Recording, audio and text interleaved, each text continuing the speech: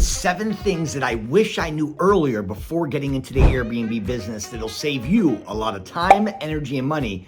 And it did the same for me. So number 1 is you're gonna want to lower your cleaning fees. I think a lot of people right now, when you're going to an Airbnb, it has this negative connotation where Airbnb fees for cleaning are so high. Sometimes the cleaning fee is actually higher than the daily rate that you're asking for. And so what's gonna happen is you're gonna get guests that are pissed off and not booking your place because your fees are too high for the cleaners. What we did was we actually hired in-house. So we pay our cleaners $20 per hour. Now think about this for a minute.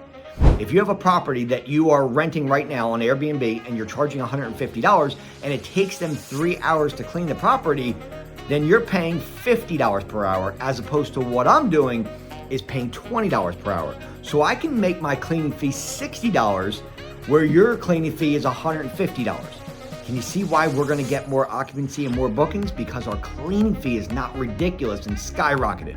So what we did was we hired cleaners for $20 an hour. This is a technique that I want to share with you guys that has tremendously increased our occupancy because people don't think they're paying outrageous fees.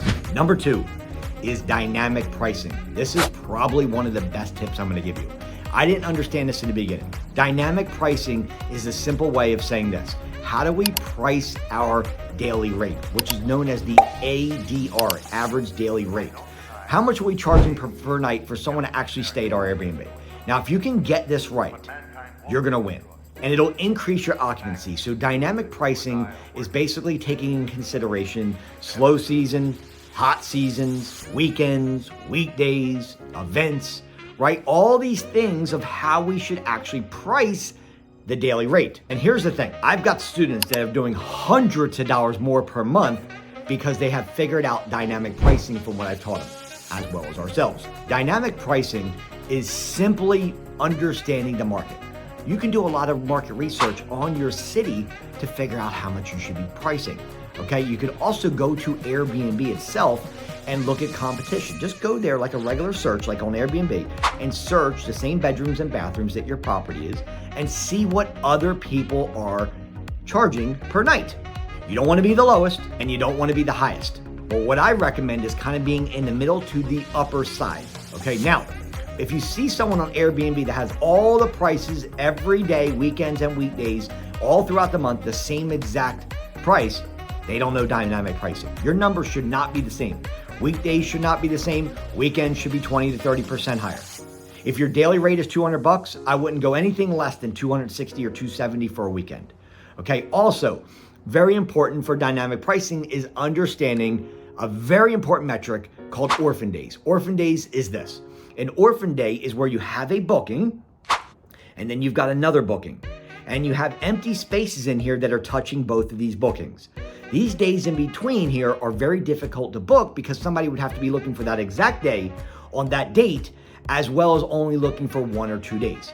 So it doesn't pull up in search a lot, right? So Airbnb guests that are there have to be really searching for that. So in order for you to get booked, you manipulate the prices and you drop the prices according to the date it is. For example, if today's the 10th of the month and tomorrow's the 11th and I don't have a booking yet, I'm gonna be dropping down the 11th about 70% of my normal pricing. The next day out, let's say that the 12th is not booked, I'm gonna be at 60% off that price. And then the third day out, if it's not booked, I'm gonna be at 50%. As it gets closer to the day and you don't have a booking there, drop it down to about 65, 70% off your normal pricing and you'll manipulate it and you'll show up in search and you'll get it booked, because it's better to have 50%, for example. Let's say your normal booking, you're charging $200 a night. If you can get $100, is $100 better than zero? Of course. So take $100 instead of a zero, because if that day passes, you're not getting it back. Number 3, and that is corporate leasing. What I did in the beginning was, when I first started my journey in Airbnb back in 2016, I got an apartment. But what I didn't realize is I should have been getting a single family house first. There's a completely different pitch when you're pitching a homeowner, which is a Steve or a Bob or a Melinda or whatever the name is, versus pitching a business. Had I known, I would have started with a single family house first, and then I would have got into apartments after. okay? It's much easier to get into a single family house first because the pitch is to one person versus an apartment complex. You're pitching a business that's got to go through many layers for approval.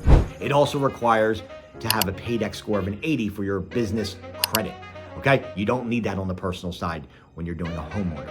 Number 4, and that is I would have picked properties closer to hospitals. Why is this important? Because the niche that I play in the Airbnb is travel nurses, doctors, chiropractors, and loved ones that want to be close to their other loved one while they're in surgery. So we may have a lot of people that are staying for longer because someone comes into our place. We're located next to a very, very big hospital in a lot of our properties, our major hospitals. Okay, so we have people that contact us and need to stay for multiple weeks at a time. And the reason is because they have a loved one that's maybe going through a hip surgery or at the hospital, a major surgery. We don't want to put them up into a rinky-dink 300 square foot hotel. So what they want to do is they want to be close to their loved one and have a full kitchen, opportunity to be very close to their people that are in surgery, their loved ones, and they have a full entire place that they can rent out, a very nice place like ours. Okay, so if you can pick a property for your first Airbnb that is centralized or very close to a major hospital, you will do well. If I would have known this earlier, I would have picked places all around the major hospitals. Okay?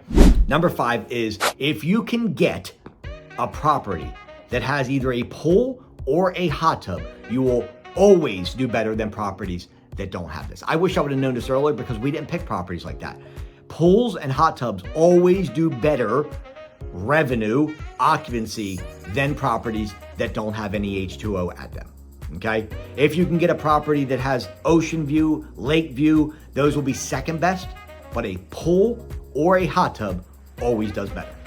Okay? Number 6, and that is this. I would have always asked repetitively, I would have been asking for 5-star views. This is extremely important for your SEO because Airbnb is what we call an interest algorithm, and all they care about is getting clicks and views. I'm gonna give you a hack as well.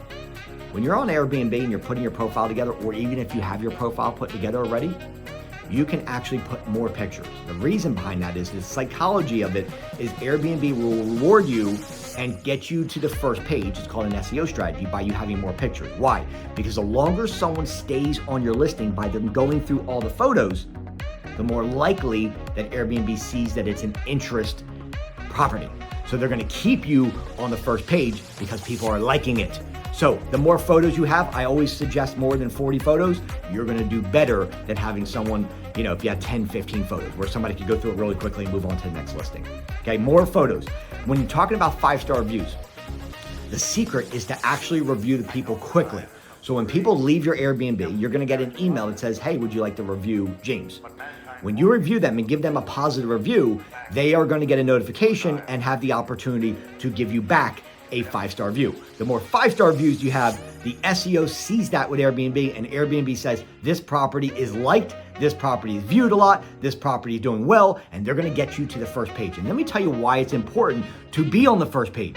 Because if you get put on the second page or third page of Airbnb, you can basically rest assured that you're gonna get less bookings, less opportunity, and essentially that means less money, right? Because the reality is this.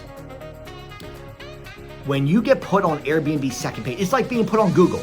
You guys ever go on Google on the first page and then go down to the bottom, hit the number 2? Nobody does that. Same thing with Airbnb. Nobody's going to the second page. So to keep yourself on the first page, review somebody really quickly and then ask them repetitively, hey, do you get a chance to do that 5-star view? A 5-star view helps us increase our occupancy. A 5-star review helps us tremendously get it ready for the next person and show them if it's a good place. Would you mind doing a 5-star review? Continue to ask and ask and ask and email and text them over and over again. You have their contact information after they booked with you.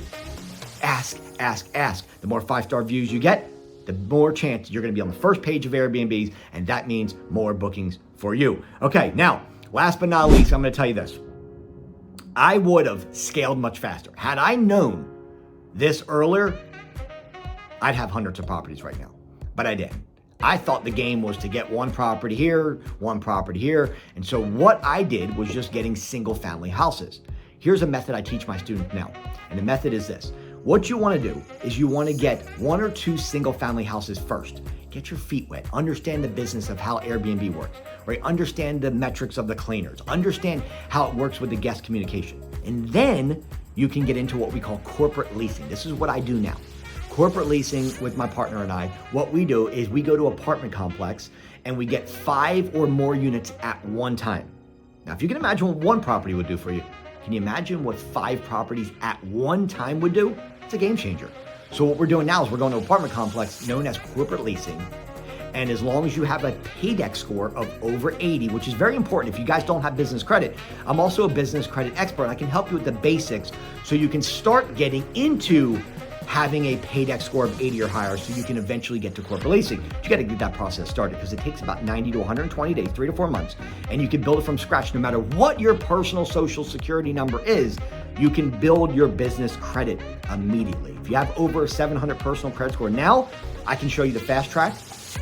But if you're under 700, you got to build it through Net30's vendor accounts, and then you can get to Universal, which is where you can have Visa, MasterCard, American Express, Discover, and you have a paydex score above a 80, or at least at an 80, and you can start doing corporate leasing where you can go to apartments and get multiple properties at one time. That's where the whole game changes. When you see people have 40, 50, 60, 100 units, they're not doing single family houses generally. They're going to pick up a bunch at one time at an apartment complex. It's a much easier thing to scale. So if you guys want help with any of this, I want to help you. And I also make a guarantee that I will help you get your very first property in 30 days or less, guaranteed. I don't care what your credit score is. I don't care if you have a business or not right now. I don't care if you have any real estate experience. I don't care if you have any Airbnb experience. I don't care about all that. You will get your very first property. You follow my blueprint in 30 days or less. If you guys want help with that, put the word Airbnb in comments and I will reach out to you directly and show you the ropes, what my students are doing right now and how we went and blew up an empire. I'll see you guys on the inside. As always, give me a thumbs up, subscribe to the channel. I'm the only person to come to you every single day to make sure you know how to do this, what tips, tricks, and strategies to do. So put the word Airbnb in comments, like it, like the video, beep, hit it, and then I will reach out to you directly and help you get your first Airbnb in 30 days or less. Let's roll.